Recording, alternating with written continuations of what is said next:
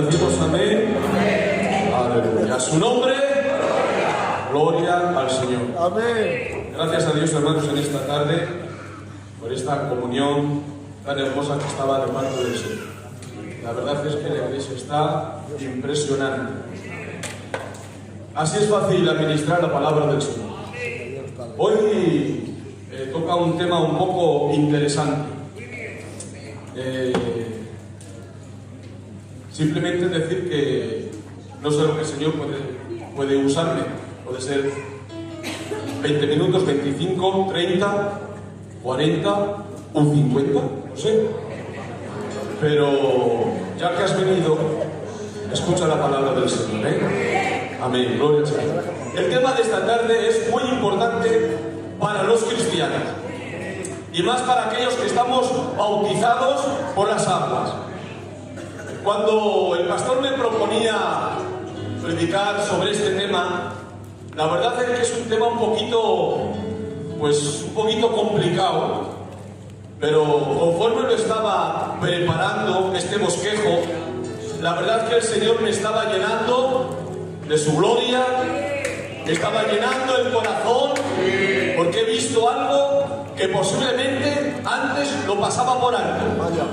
Pero introducirte en la Biblia, leer la palabra y nadar en lo que Dios quiere, de verdad que he salido impregnado y creo que Dios nos va a bendecir. Hoy vamos a hablar un tema sobre la Santa Cena. Hablaremos sobre la institución de la Santa Cena que Jesús estableció.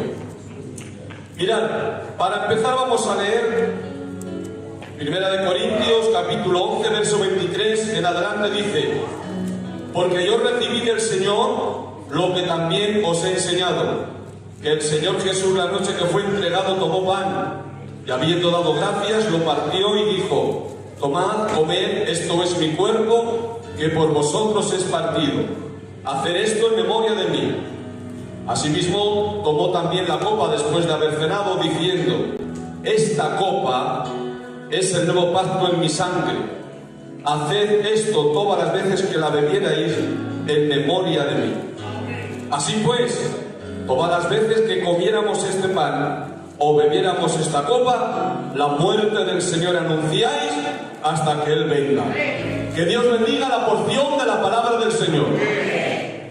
A mí, estudiando un poquito, pues me llamó mucho la atención de que el primer apóstol que escribiera sobre este tema sería el apóstol Pablo. Todos conocemos, hermanos, que por orden de escritura el primer apóstol que escribió fue Jacobo.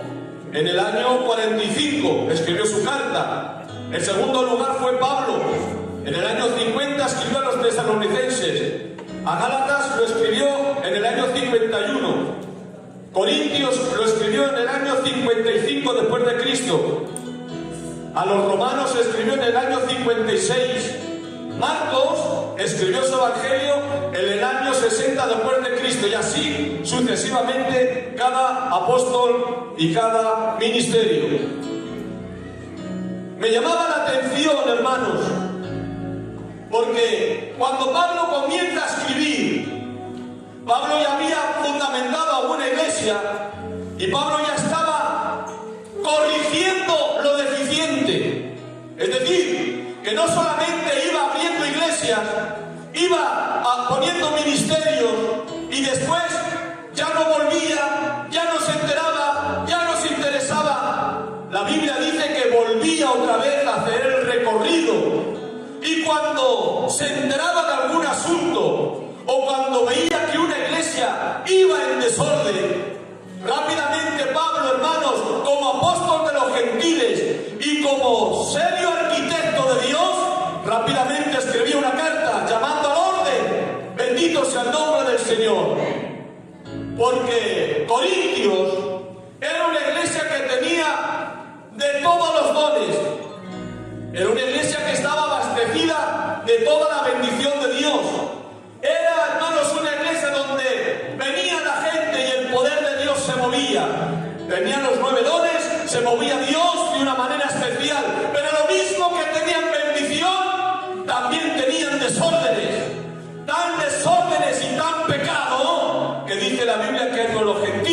cometían esos pecados. Por eso, hermanos, importante era tratar este asunto, que en ello va nuestra vida. No solamente ya Pablo, hermanos, sino que también, hablando en esto precisamente, particularmente sobre este asunto, comenzó a escribir Marcos, en su capítulo 14, verso 12 en adelante. Después escribió Lucas, capítulo 22, 7 en adelante. Luego lo hizo Mateo, 26, 26 en adelante. Y por último, también lo hizo el apóstol Juan. Es decir, que era un acto tan importante, un acto, hermanos, tan serio, una cosa, hermanos, que no se podía tolerar, que ellos escriben en su evangelio, institución de la cena del Señor. Bendito sea su nombre. Eso a mí, conforme estaba meditando en cómo ejemplificar, me estaba dando cuenta, hermanos, que estamos tratando con un Dios de pactos, con un Dios de promesas, con un Dios de ordenanzas, con un Dios de estatutos. Bendito sea el nombre del Señor. Un Dios, hermanos, que cuando da la palabra es un Dios que la cumple. Cuando da un pacto no se pasa el tiempo, hermanos, que Él lo cumple. Pero sabe que el hombre a veces no cumplimos los pactos, quebrantamos la palabra, invalidamos a veces las ordenanzas. Bendito sea el nombre del Señor. La Biblia dice, hermanos, que Dios hizo varios pactos con los hombres. Hablaremos de unos poquitos nada más. La Biblia dice que Dios hizo un pacto con Noé. El Señor desde el cielo observaba la tierra. Y dice la Biblia en la historia que toda la humanidad había corrompido su camino. Los hombres pecaban. Los hombres hacían, hermanos, pecados y hacían cosas aberrantes que a Dios le molestaba. Hacían, hermanos, cosas que a veces da fatiga hasta pronunciarlas. Pero era el pecado tal, llegaba hasta lo sumo, hasta el colmo, de tal manera que Dios en su justicia y en su santidad tuvo que hacer un juicio y mandó un diluvio.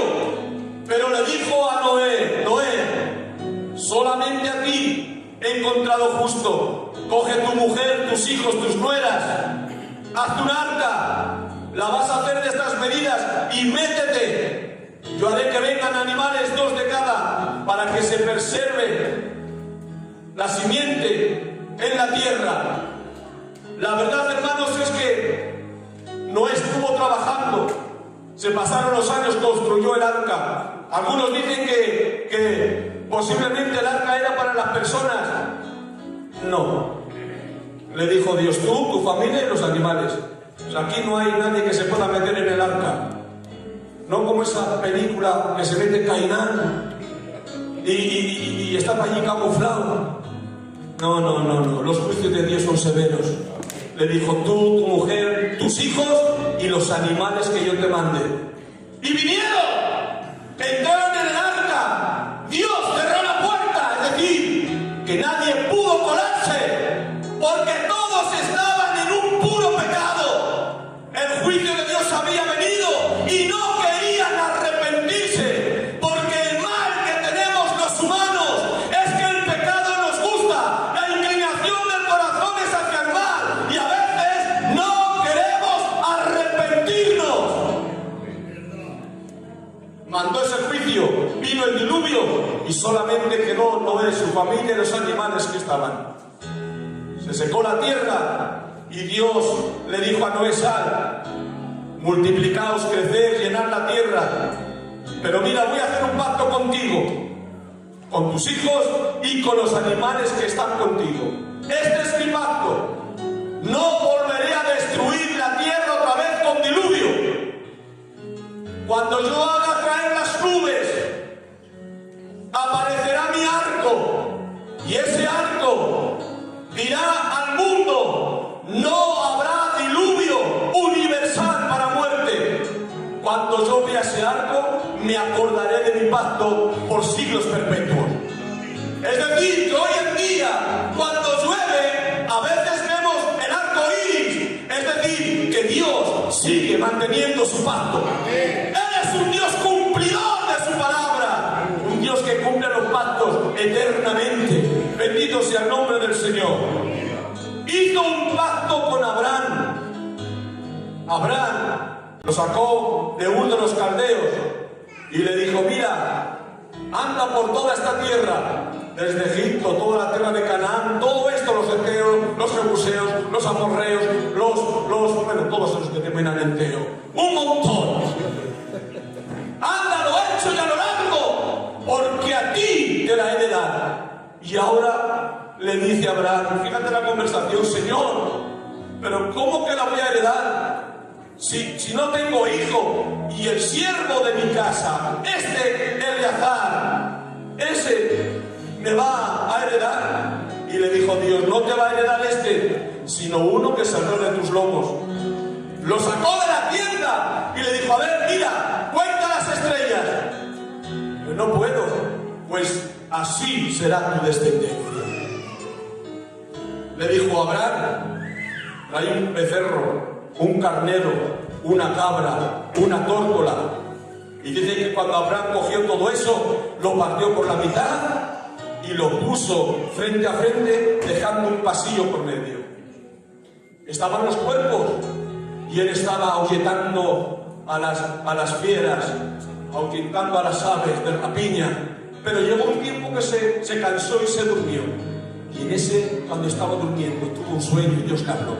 Le dijo: Abraham, tienes que saber una cosa, tu descendencia morará en tierra extraña.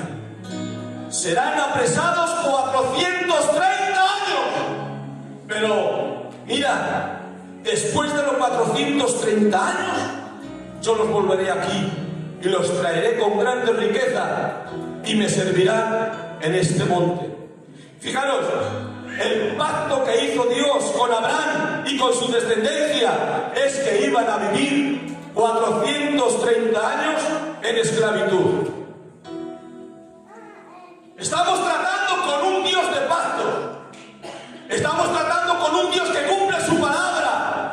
Y que si tú te dejas, Él ha dicho que se marcha al cielo a preparar moradas, que viene a por ti. Pero si tú te dejas, si tú te arrepientes, si tú te conviertes de corazón, Él te lleva al cielo. Porque eres un Dios de pacto que no rompe su palabra. Él sabe que nosotros a veces no llegamos a cumplir por nuestra maldad. La palabra nos dura un tiempo, pero después lo mismo que tenemos la emoción para decirla, a veces esa emoción se baja y vamos perdiendo la emoción que hemos dado de la palabra. 430 años, dice la Biblia, que Abraham tuvo a Isaac. Isaac tuvo a Jacob. Jacob tuvo 12 hijos. Y de los 12 hijos nació el pueblo de Israel. La Biblia nos dice que José fue vendido por sus hermanos. Fue lanzado, hermanos, a una cisterna y de ahí pasó a Egipto. En Egipto llegó a ser el gobernador. Vino la hambruna. Y dice la Biblia, hermanos, que José llamó a su padre. Vino Israel, hermanos, con todos sus hijos, 75, dice la Biblia. Pero cuando estuvieron aposentados en Egipto, eran como más de 600.000. Estaban pasando los tiempos, estaban pasando los años. Y ahora, hermanos, le dijo Dios a Abraham: van a pasar 430 años, y a los 430 años los traigo aquí. Faltaban pocos días, faltaban ya pocas semanas. Se estaban por cumplir los 430 años. ¿Qué hace el Señor? Escoge un hombre llamado Moisés, lo prepara y lo lanza. Con 10 plagas, hermanos, golpea a Egipto, derriba a sus dioses, los anula. Pero el faraón no los dejaba de ir. Así que el Señor dice: todavía tengo una, y con esta os va a soltar, y con esta vais a salir con mano alzada. Mira, yo traigo esta plaga. La plaga de los primogénitos que ellos tienen morirán, tanto de hombre como de bestia. Esta noche saldréis con grande gozo. Esa misma noche se cumplían los 430 años, porque Dios cumple su palabra. Ni un día más, ni un día menos. Dice la Biblia que les dijo el Señor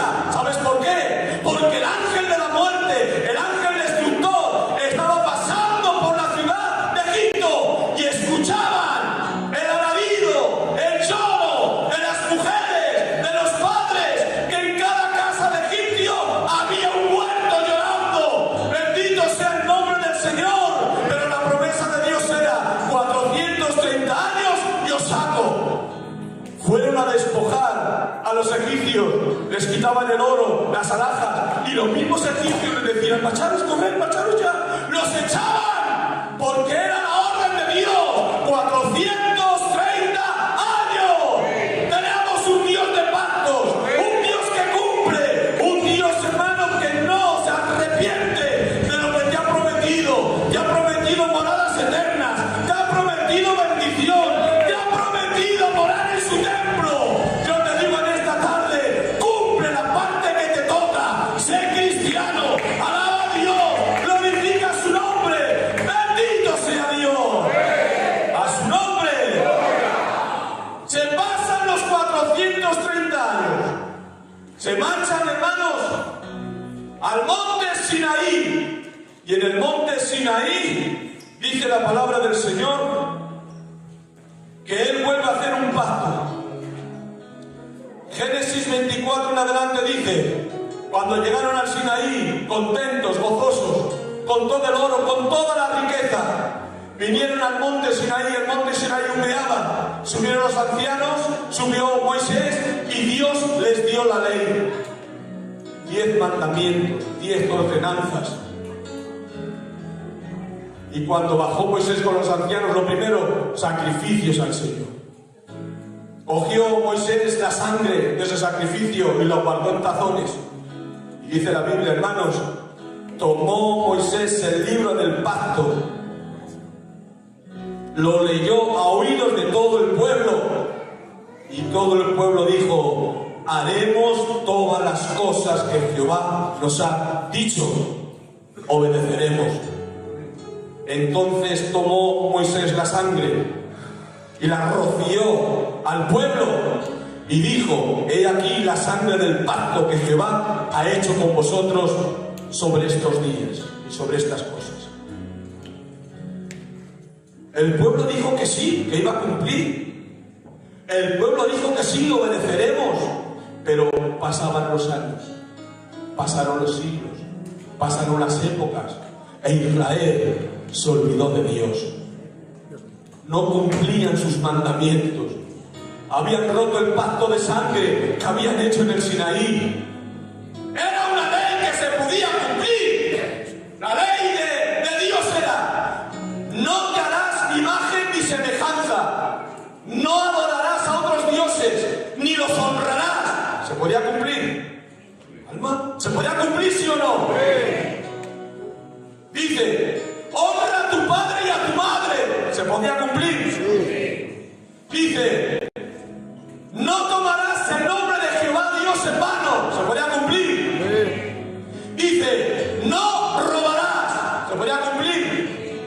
No dirás falso testimonio contra tu hermano. ¿Se puede cumplir? Dice: no adulterarás. ¿Se puede cumplir? O sea que era una ley que se podía cumplir, porque Dios no te demanda cosas que no puedas cumplir. Amén. Dios no te va a exigir algo que no puedas hacer, porque sería jugar con ventaja para hacerte mal, y Dios tiene pensamientos de bien para llevarnos al cielo. Se podía cumplir, pero los años, los tiempos, las épocas pasaron y rompieron el pacto de tal manera que adoraron a otros dioses, sirvieron a otros dioses. Es más, a sus propios hijos los pasaron por fuego a otros dioses. El pueblo estaba, hermanos, como en los tiempos de Noé, en una pura idolatría. Era todo un caos. Veía Dios el corazón de ellos. ¿Y saben lo que veía Dios cuando traía a su víctima, a su cordero? Lo traían al ciego, el que le faltaba la oreja, el que andaba cojo, el que no podían vender porque cojeaba, o porque, mira, el otro día salió en la tele una oveja que tenía hierba, le creció hierba. Lo peor, lo más feo, le traían. Y ahora él veía el sacrificio de labios. De labios decían muchas cosas. De labios eran impresionantes las palabras, los elogios, las cosas que decían. Pero su corazón estaba lejos de él. Servían a otros dioses. Así que, fíjate, hermanos, observa Dios el corazón de ellos y no quiere más intermediarios. Ya no voy a hablar más de pactos, de hombres, hasta el de David. No quería intermediarios. No quería Dios ya hablar por sueños. No quería Dios, hermanos, hablar por medio de teofanías. Que no. Ahora quería Él mismo. Él mismo quería hacer un pacto con nosotros. ¿Y saben lo que dice la Biblia? Jeremías 31 en adelante. He aquí vienen días, dice Jehová, en los cuales haré un nuevo pacto. No como el pacto que hice con los padres en el día que tomé de la mano para sacarlos de la tierra de Egipto, porque ellos invalidaron mi pacto, aunque yo fui como un marido para ellos, dice Jehová. Pero este es el pacto que haré con la casa de Israel después de aquellos días, dice Jehová. Daré mi ley en sus mentes, la escribiré en el corazón. Yo seré para ellos Dios y ellos serán para mi pueblo. No enseñará más ninguno a su prójimo, ni ninguno a su hermano le dirá, conoce a Jehová, porque todos me conocerán, desde el más pequeño hasta el más grande de ellos.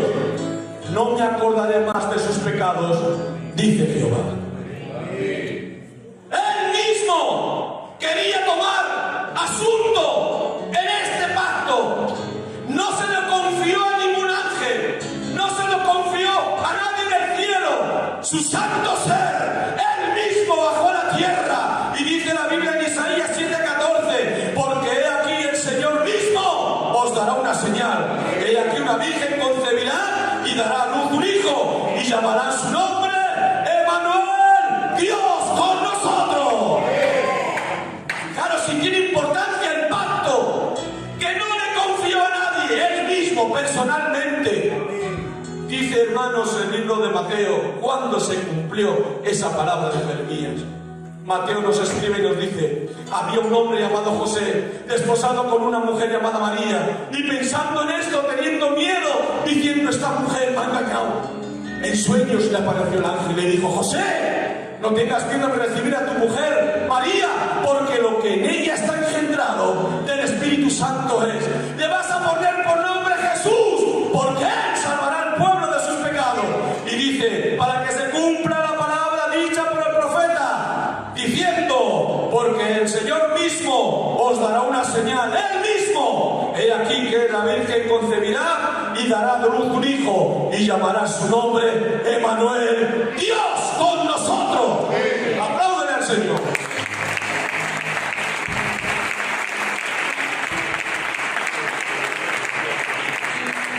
¿Sabes quién era ese niño que nació?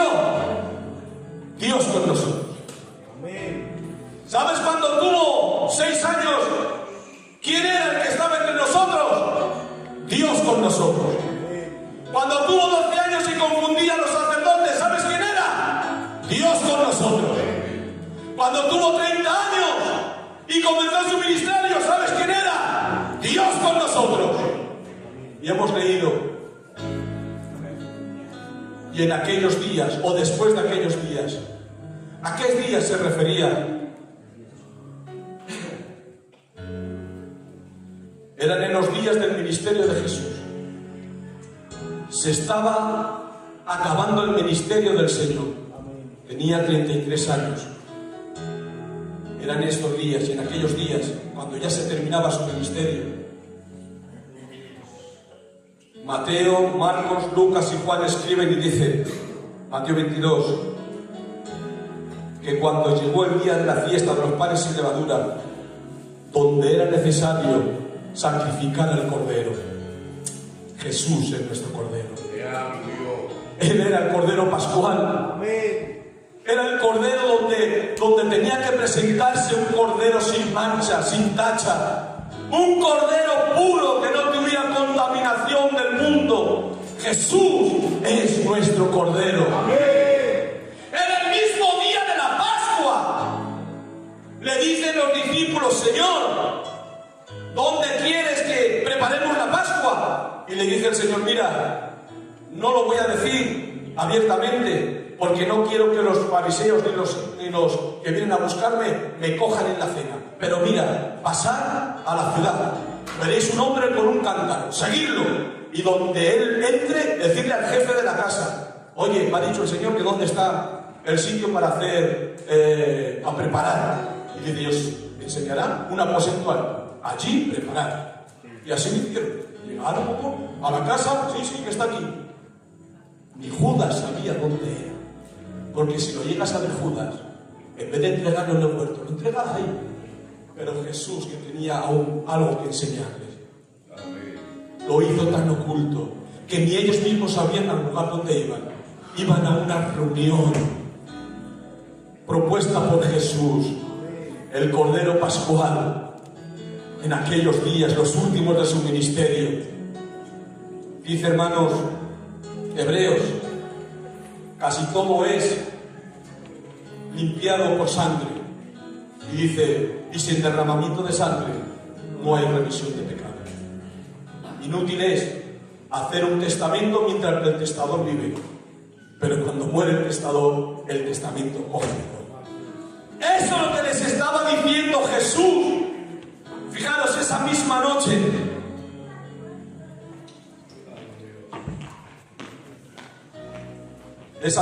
hermanos, fue la noche más larga de toda la historia. Una noche tremenda. Los 12 acompañados de Jesús con una conversación de amigo, una conversación de compañerismo. Fijaros, en esa reunión Jesús les dijo que era necesario ser limpiados. Claro, Pedro no quería, pero ya sabéis lo que le dijo el Señor: si no te lavo, hijo mío, mal lo tienes. Y bueno, lávame todo, hermano, lávame todo. También, hermanos, en aquella cena les habló tantas cosas. Les habló de la traición de Judas. Y todos decían, seré yo, hasta Judas. Pero mira que el Señor, qué bueno es.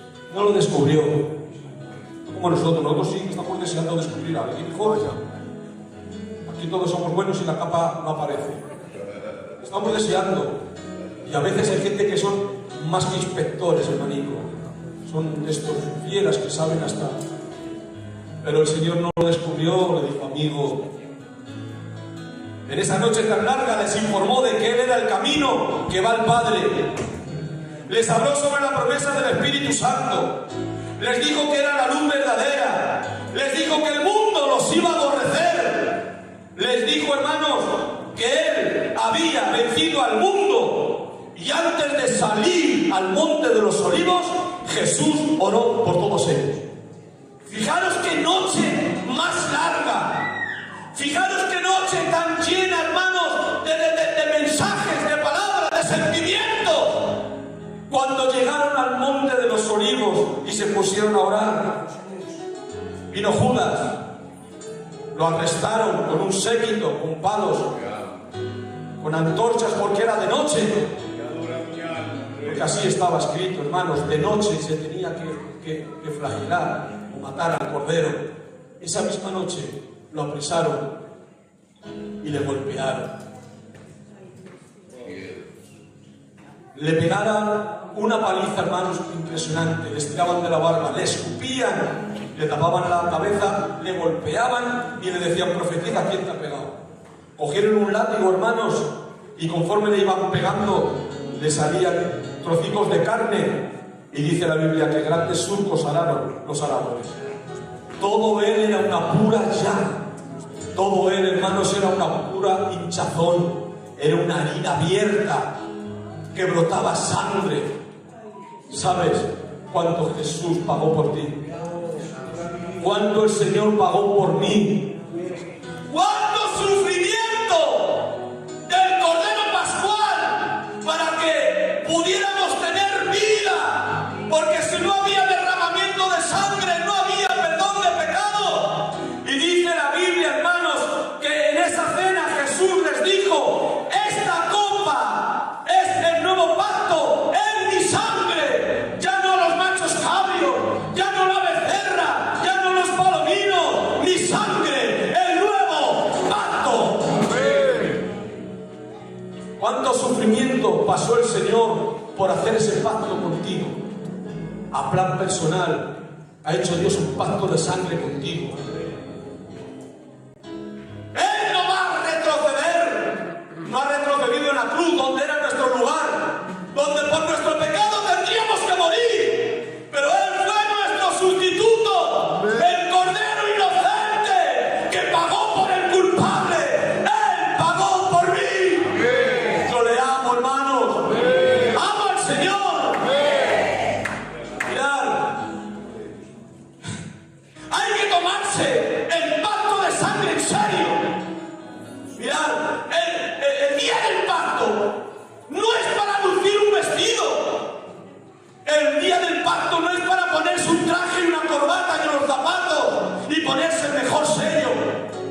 El día del pacto no es para tomarlo como un día de ocio. Tomo el pacto, cojo los hijos, me voy al Burger, me voy al McDonald's y paso el día de ocio. ¡Eso no es!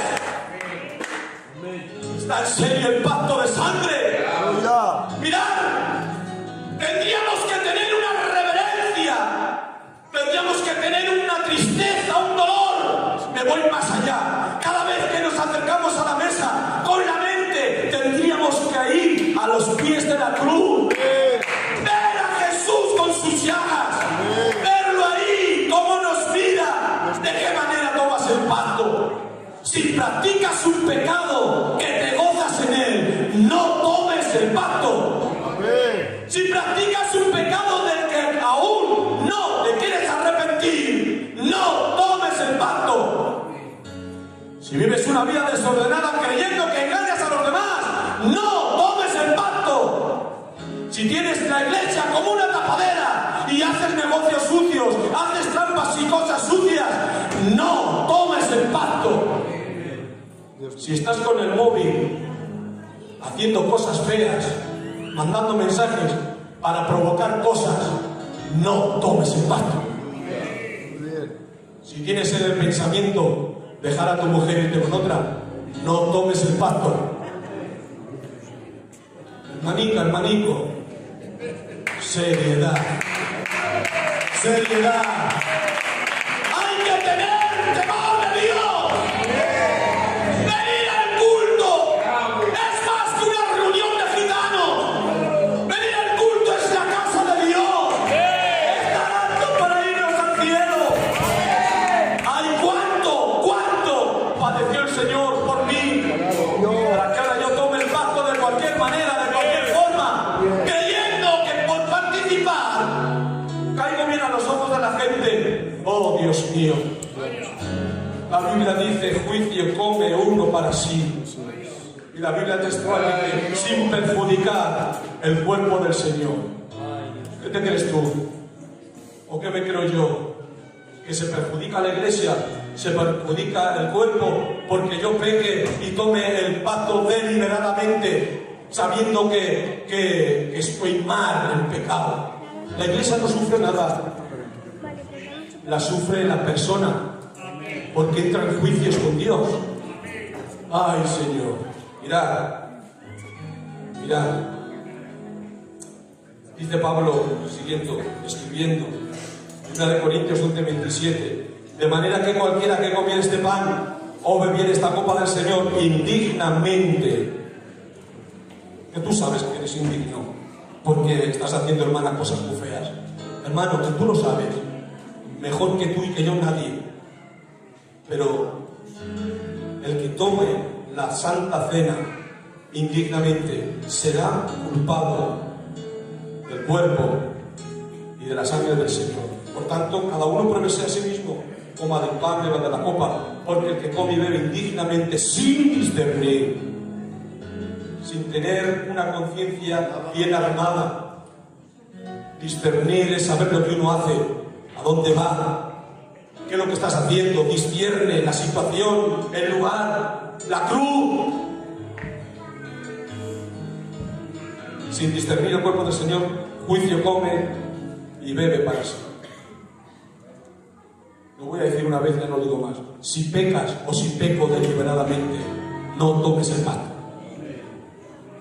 Hermanos, que alguna vez peco, bueno, de las que se pecan accidentalmente. Juan escribe y dice, hijitos, no pequéis.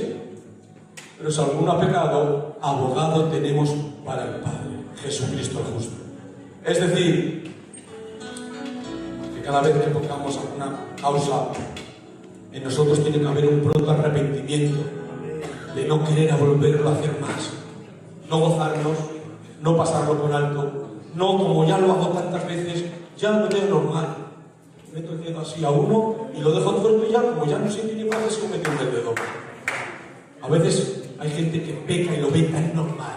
Pero despierta, ¡despierta! ¡Vamos a tomar en serio el pacto del Señor!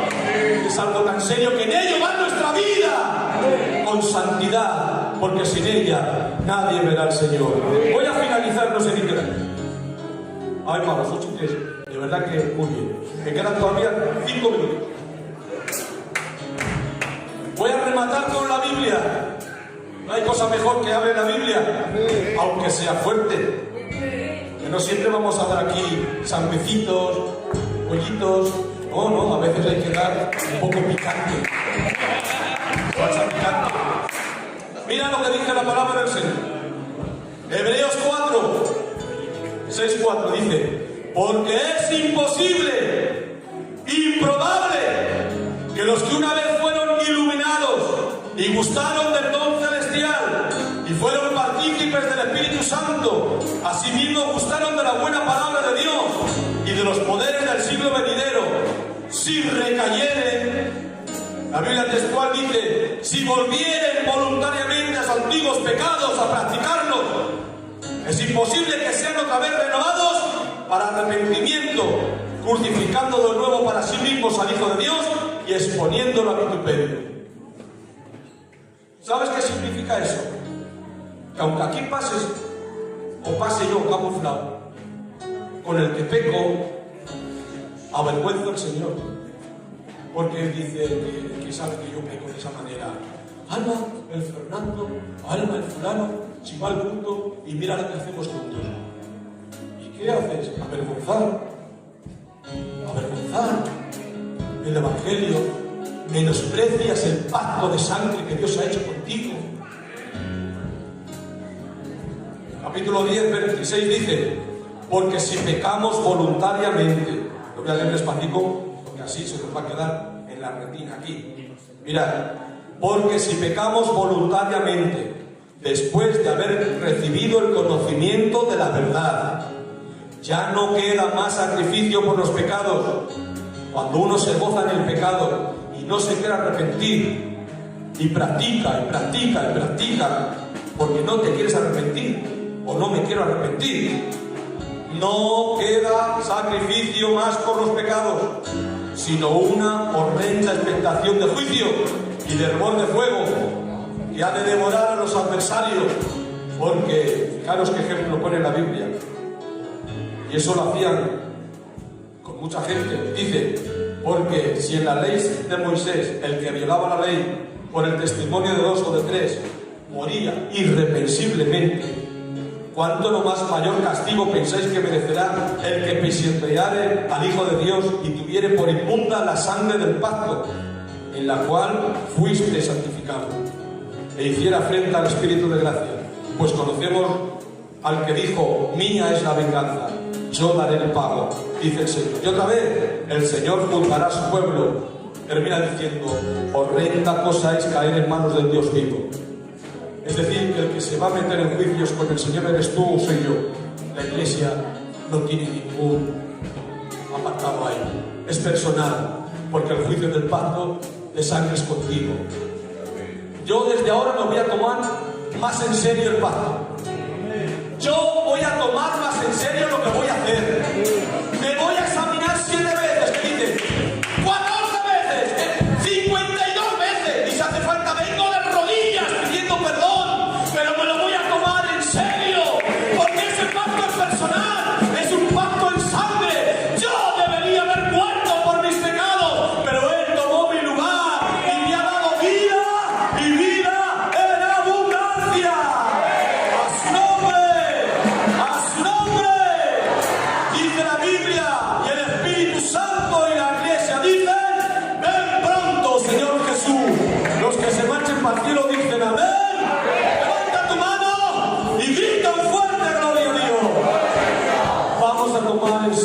hermanos.